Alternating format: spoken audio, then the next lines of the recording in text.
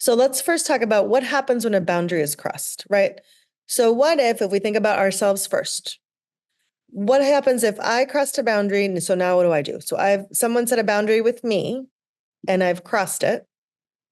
So first, which I think I said before already, have grace for yourself.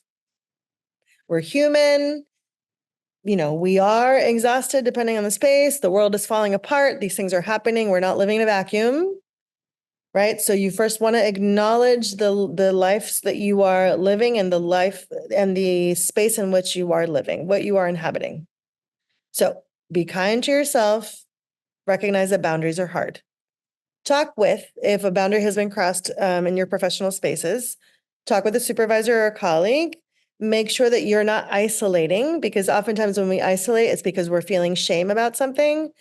And the best way to move through that is to seek empathy. The only way to seek that is by naming the thing that's going on, which really is asking you to be vulnerable and saying, oh, this happened and ouch has happened and I need to talk about it. And actually, this is the same in personal spaces from my perspective. Examine your motivations for crossing a boundary. A perfect example of this is, let's say that you've set a boundary with a client or a colleague and they don't know a particular part of your life, but for whatever reason, it seems appropriate to you to share a little bit more. That's you crossing a boundary, but you just want to be mindful of why you're choosing to do that. That there's always an intention behind the choices that you're making, so it doesn't just feel like it's blurry for no reason, right? So you just want to be mindful of those motivations or the reasons behind your choice. Lean back on your policies. Again, and boundaries crossed, but let's go back to policies and what we know to be true on paper. And if a client's needs are consistently not being met, discuss with your supervisor or colleague instead of filling the gaps by yourself. Really, the focus is remember, especially in professional spaces, that you're not doing this alone. Again, I would say the same for personal. When you're walking through this process, ask yourself, if I want to go back and repair what's happened, how could this go wrong? Sort of be prepared for the worst case scenario in one way. Recognize that when you're thinking about a client or a colleague, it's their job to get their needs met. So they're performing or acting from that space. To be clear is to be kind. So set clear expectations for everyone involved. Stay kind and firm. Avoid inciting shame, which we'll talk about more in a second. Just because you can doesn't mean you should. This kind of speaks to what I said before about setting a precedent. So when you've set boundaries, you've set expectations. If you choose to cross them, be mindful of your intention and about the fact that you are then potentially setting a precedent. And that might be okay, but just be mindful that if you're choosing to do it, you might be setting a precedent. You want to be able to talk about that later. Or if you're having a moment and not sure, think about the fact that just because you can does not mean that you always should do it. This is a quote again from another colleague, to remind ourselves, and this is again in professional and personal spaces, you are not required to set yourself on fire to keep other people warm. Let's breathe through that. Yes, again, just a reminder that this is not a requirement. I think the other thing that I want to remind us of in this space, in terms of us as women of color, us as people that want to build up our communities and each other, that does not mean that you also always have to give, right? You can also be in a space of receiving, which I recognize that maybe we're not used to, or maybe the roles that we have been handed or the roles that we're comfortable with, what have you. I don't have enough time to go deeper into that, but I just want to name that that is potentially the case. Right. And to remind us that we don't necessarily have to do that all the time. And to remind us of this as well. The only people who get upset about you setting boundaries are the people that are benefiting from you not having any. Setting boundaries and how you can become confident in doing so and trusting yourselves in doing this. So here I go again with the same questions. When you're about to set a boundary, ask yourself, how could this go wrong? Think about when you're about to set a boundary, ask yourself, how could this go wrong? I should have added, how could this go right? So what is the benefit of setting a boundary in this space, right? What is the benefit here?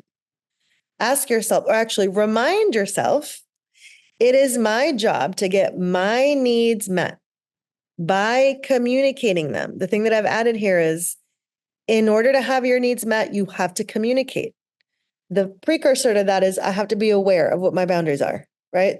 So we started with awareness of self because in order to communicate what I need, I have to know what I need. In order to communicate my boundary, I have to know what that boundary is.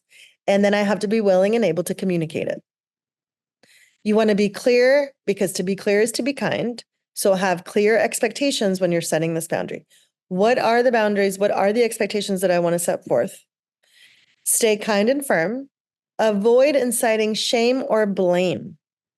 So if I go back to this idea of expecting that people are doing the best they can, when you find yourself in the need to set a boundary with someone because something has been crossed, think about the fact that they are showing up with you and for you. And if you think about their best self or them doing something with what they know, your purpose in communicating a boundary is giving them more information rather than blaming them for behaving in a particular way, especially if you've never had the conversation about how a boundary has been crossed. Does that make sense?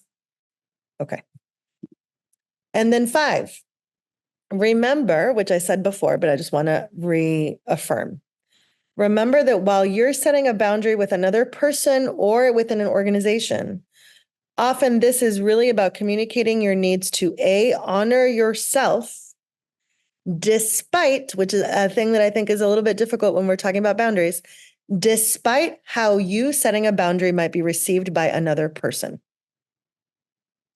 So I think oftentimes when we think about boundaries, some people might sort of come to that space with, I don't want to do this because it doesn't matter. Because no matter what I say, people are not going to do what I'm asking. People don't care about my needs. Those kinds of ways of thinking about it. I also recognize that that happens for very real and important reasons. And yet, I guess my invitation to you all as a person that practices this and is a practitioner of helping people set boundaries is that the first person that you're actually honoring and taking care of when you do this is you. And there's power in that.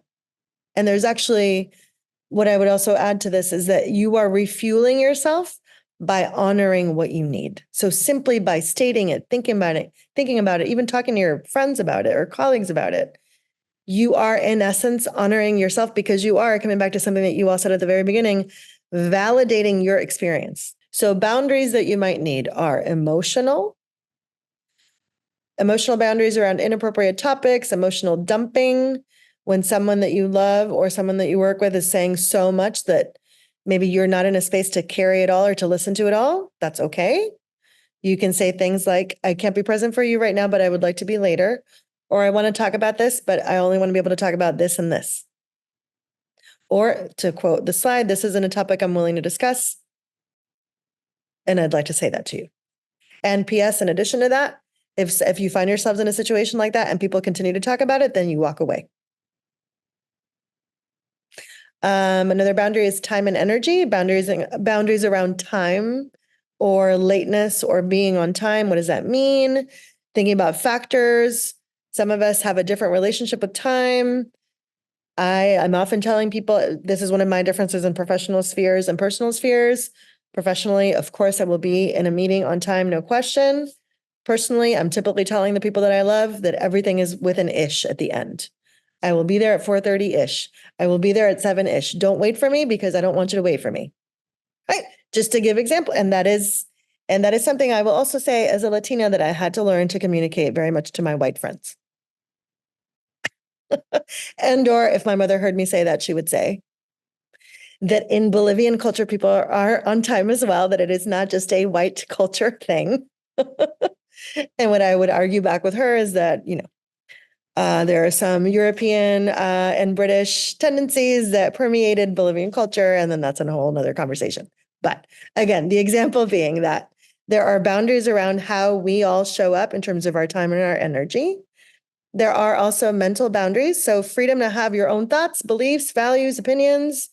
Quote, I respect that you disagree with my opinion, but don't force yours on me. Also very, that feels like a boundary that is very aligned with cultural humility, which I also think is really important.